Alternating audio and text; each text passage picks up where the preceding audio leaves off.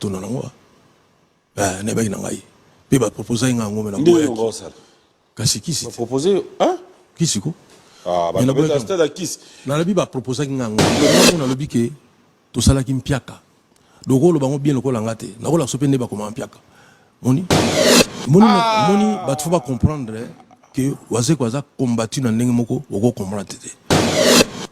Vous avez une information bateau ba triquer? Oui, dans une information. Bateau ba triquer pour bon. Mais oui, au moins émission sur la ligne katana, na mano lobaka ba kombo.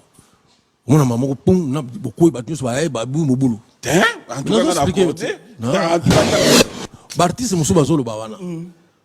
Ozo ba ote bobona bona ba bine bon. To ba kaneti mu konzamboka parce que ye kaka. Yimu to ko sala makambo tout de suite kaka mbala moko fachi béton. Abika mbamo bo yo zolo ba makambo ba se quoi bon.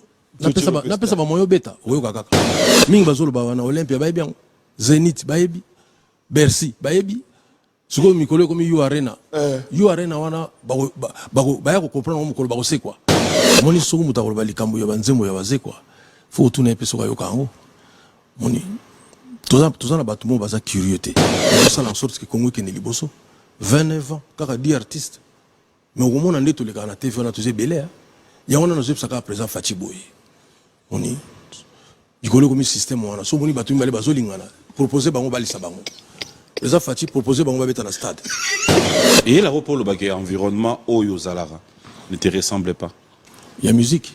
Oui et ça m'arrive aussi de regretter mon travail d'avant que na na bureau na tranquille bozana génie na mboka na bino tikana lo ba taboy bozana mutu moko bozo comprendre yete dimanche Venangai Mokwa Bongo Félix Wazekwa.